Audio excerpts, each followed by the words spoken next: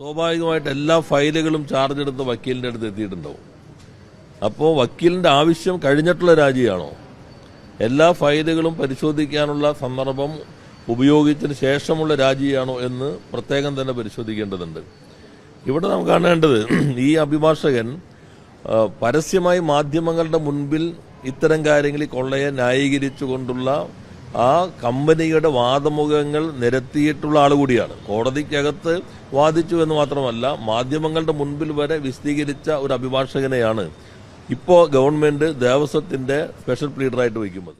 ആരാണ് ഇതിനകത്ത് പ്രധാന ഉത്തരവാദിത്വം?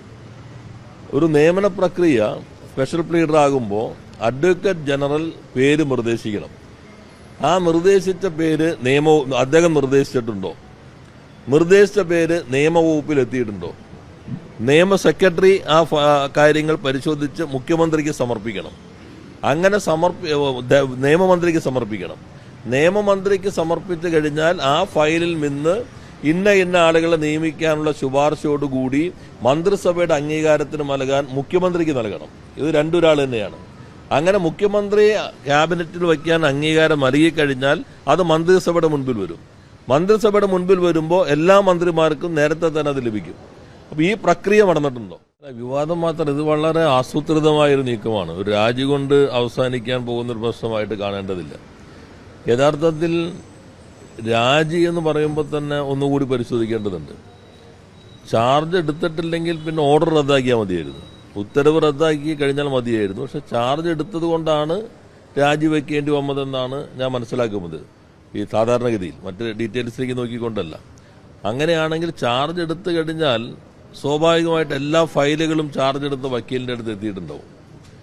അപ്പോൾ വക്കീലിൻ്റെ ആവശ്യം കഴിഞ്ഞിട്ടുള്ള രാജിയാണോ?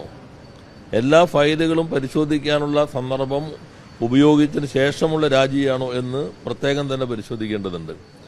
ഇവിടെ നാം കാണേണ്ടത് ഈ അഭിഭാഷകൻ പരസ്യമായി മാധ്യമങ്ങളുടെ മുൻപിൽ ഇത്തരം കാര്യങ്ങളിൽ കൊള്ളയെ ന്യായീകരിച്ചുകൊണ്ടുള്ള ആ കമ്പനിയുടെ വാദമുഖങ്ങൾ നിരത്തിയിട്ടുള്ള ആൾ കൂടിയാണ്. കോടതിക്കകത്ത് വാദിച്ചു എന്ന് മാത്രമല്ല, മാധ്യമങ്ങളുടെ മുൻപിൽ വരെ വിശദീകരിച്ച ഒരു അഭിഭാഷകനെയാണ് ഇപ്പോൾ ഗവൺമെന്റ് ദേവസ്വത്തിന്റെ സ്പെഷ്യൽ പ്ലീഡറായിട്ട് വയ്ക്കുന്നത്.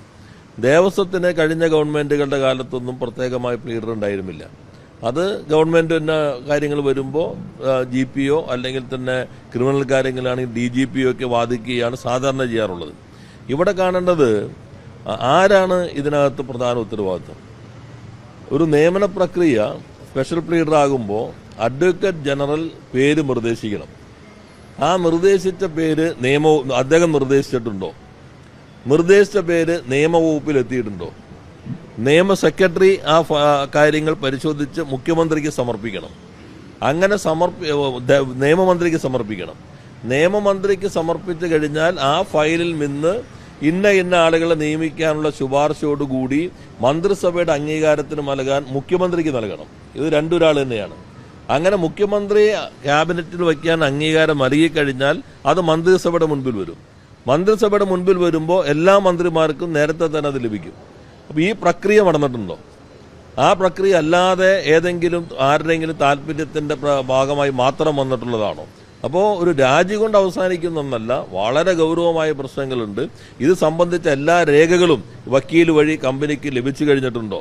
SITയുടെ റിപ്പോർട്ട് ഉൾപ്പെടെയുള്ള എന്തെല്ലാം കാര്യങ്ങളാണ് കക്ഷിയുടെ കയ്യിലേക്ക്, കക്ഷിയുടെ ഭാഗം എന്ന നിലയിൽ ഈ ഗവൺമെന്റിന്റെ വക്കീലിന്റെ ചുമതല എടുത്തിട്ടുണ്ടെങ്കിൽ ആ സന്ദർഭത്തിൽ ലഭിച്ചിട്ടുണ്ട്. ഇതെല്ലാം തന്നെ പരിശോധിക്കേണ്ടതാണ്.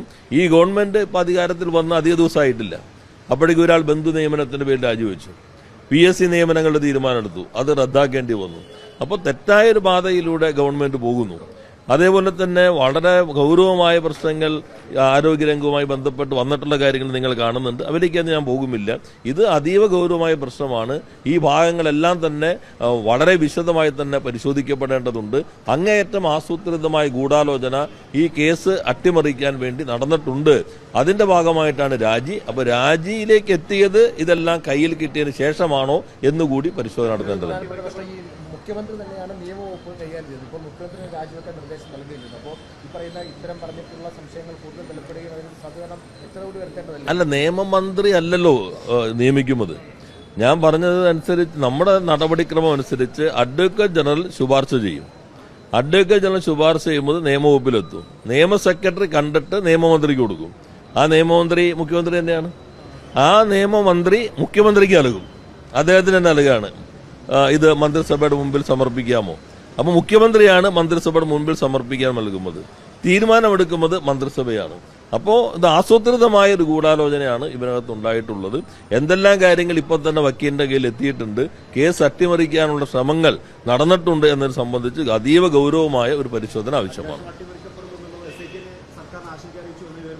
അത് ഞാൻ ഇപ്പോൾ രാജിവെക്കുന്നു. ഞാൻ എൻ്റെ മറ്റു കാര്യം സാധാരണഗതി രാജിവെക്കണമെങ്കിൽ ചാർജ് എടുത്തതിന് ശേഷമാണ്. ചാർജ് എടുത്തിട്ടില്ലെങ്കിൽ ഗവൺമെന്റിന് ഒറ്റയടിക്ക് ഉത്തരവ് റദ്ദാക്കാം. പ്രത്യേകം ഇദ്ദേഹത്തിന്റെ രാജി ആവശ്യപ്പെടേണ്ട കാര്യമില്ല. ഉത്തരവ് റദ്ദാക്കിക്കൊണ്ട് തന്നെ ഗവൺമെന്റിന് ആ തീരുമാനം എടുക്കാവുന്നതാണ്. അപ്പോൾ ആവശ്യത്തിന് സമയം നൽകി എല്ലാ കാര്യങ്ങളും പ്രതിക്ക് സഹായകരമാകുന്ന രൂപത്തിൽ മാറ്റാൻ അട്ടിമറി നീക്കം നടത്തിയതിന് ശേഷമുള്ള ഇത് കേരളം വളരെ ഗൗരവമായി തന്നെ കാണേണ്ട പ്രശ്നമാണ്.